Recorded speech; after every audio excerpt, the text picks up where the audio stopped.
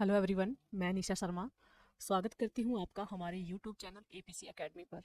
आज हम आपके लिए लेकर आए हैं संज्ञा के कुछ इम्पोर्टेंट क्वेश्चंस। तो हमारा पहला क्वेश्चन रहेगा, वस्तु, स्थान, भाव या विचार के द्योतक शब्द क्या कहलाते हैं? ऑप्शंस है संज्ञा, सर्वनाम, विशेषण या विशेष्य। तो हमारा राइट आंसर है ऑप्शन नंबर ए, संज्ञा। संज्ञा क्या होती है? संज्ञा को नाम या संज्ञा नाम ही होती है, या संज्ञा को नाम भी कहा जाता है। किसी प्राणी, वस्तु, स्थान, भाव आदि के नाम को संज्ञा कहते हैं। यानी कि चाहे किसी स्थान का नाम हो, किसी वस्तु का नाम हो, चाहे किसी भाव का नाम हो, वो सारे नाम क्या कहलाते हैं? संज्ञा कहलाते हैं। ठीक है, जिस तरह से मोहन, राधा, गंगा, कलम, बुढ़ापा आदि। नेक्स्ट क्वेश्चन पर जाने से पहले आपको बता दें कि हमारी एकेडमी में एचपी पुलिस के बैच चल रहा है और साथ ही एचपी टेट का न्यू बैच भी शुरू होने जा रहा है। तो इंटरेस्टेड कैंडिडेट नीचे दिए गए नंबर पर कॉल कर सकते हैं। चलिए नेक्स्ट क्वेश्चन है, निम्न वाक्य में रिक्त स्थान की पूर्ति उचित संज्ञा शब्द से करें। वह अभी अभी खालिस्तान की घर गया। इसमें हमें संज्ञा शब्द को भरना है। हमारी ऑप्शन है कोई, दूसरे, लोकेश या किसी। तो हमारे पास राइट आंसर होगा ऑप्शन नंबर सी, लोकेश। ठीक है, नेक्स्ट क्वेश्चन है, संज्ञा के कितने भेद होते हैं?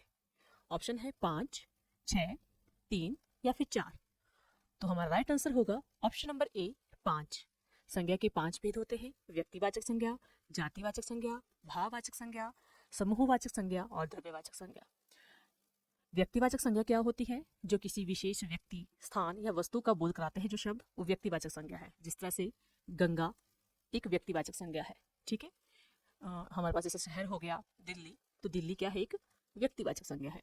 ठीक है, जातिवाचक संज्ञा क्या होती है? जो किसी संपूर्ण जाति को जो शब्द दर्शाते हैं वो क्या कहलाते हैं? जातिवाचक संज्ञा कहलाते हैं।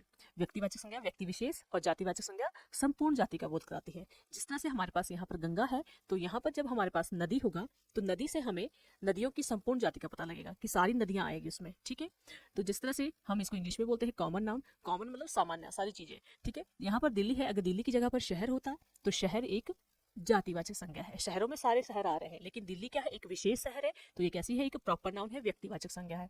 नेक्स्ट है भाववाचक संज्ञा। भाववाचक संज्ञा क्या होती है? जो किसी के गुण, दोष, भाव, अवस्था आदि को दर्शाते हैं जो शब्द, वो भाववाचक संज्ञा कहलाते हैं। जिस तरह से हमारे पास गुणों में सुंदरता, कुशाग्रता, बुद्धिमता, ठीक है, अवस्था में बुढ़ापा, बचपन, ठीक है, और उन्नति, अवनति। ठीक है, तो ऐसे शब्द आते हैं हमारे पास भाववाचक संज्ञा में। भाववाचक संज्ञा वो में हमें भाव देखना है। भाव क्या होता है?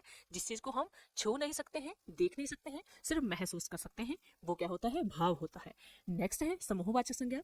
समूहवाचक संज्ञा वो संज्ञा होती है जो किसी एक व्यक्ति का वाचक नहीं होती, बल्कि संपूर्ण समूह का जो हमें बोध कराती है, वो समूहवाचक संज्ञा होती है। जिस तरह से सेना, परिवार, पुस्तकालय, ठीक है, और कक्षा, गुच्छा आदि। तो ये क्या है? एक समूहवाचक संज्ञा है।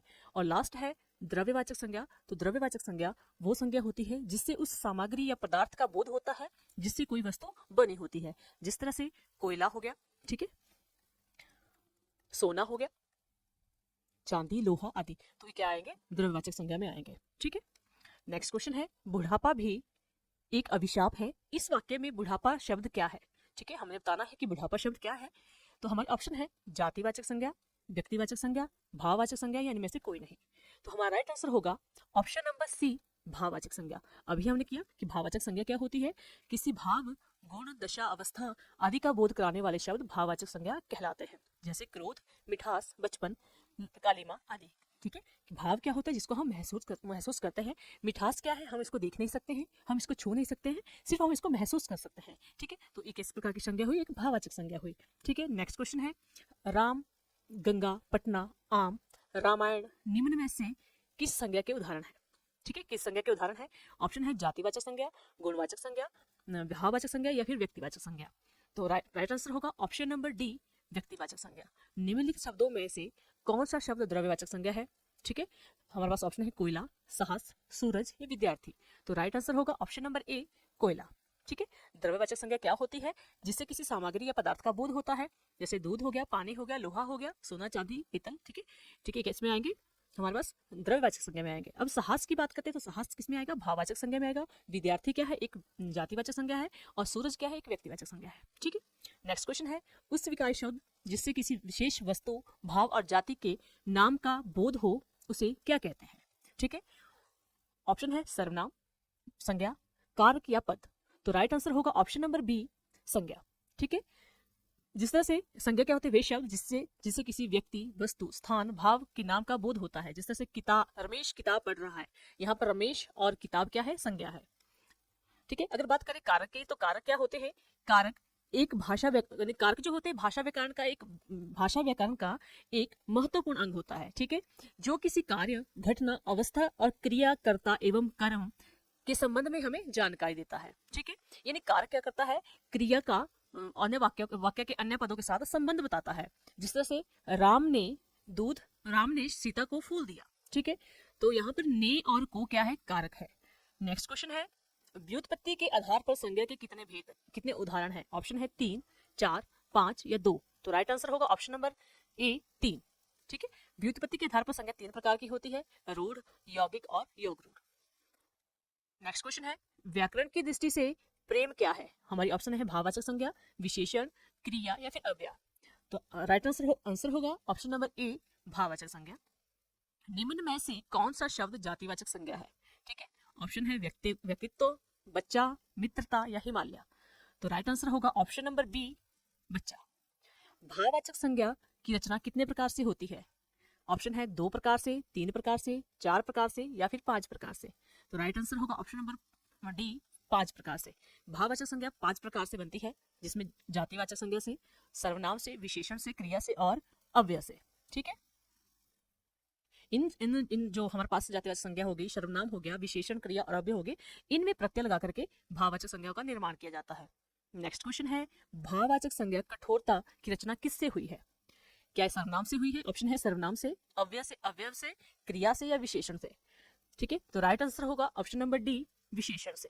ठीक है, जिससे कठोर से कठोरता, कठोर क्या है? एक विशेषण है। ठीक है, एक क्वेश्चन रिपीट हो गया है, सॉरी। नेक्स्ट क्वेश्चन है, हमें कभी किसी की बुराई नहीं करनी चाहिए। ठीक है, हमें कभी किसी की बुराई नहीं करनी चाहिए। बुराई शब्द में कौन सी संज्ञा है? ऑप्शन है व्यक्तिवाचक संज्ञा, जातिवाचक संज्ञा, भाववाचक संज्ञा या इनमें से कोई नहीं। तो राइट आंसर होगा ऑप्शन नंबर सी, भाववाचक संज्ञा।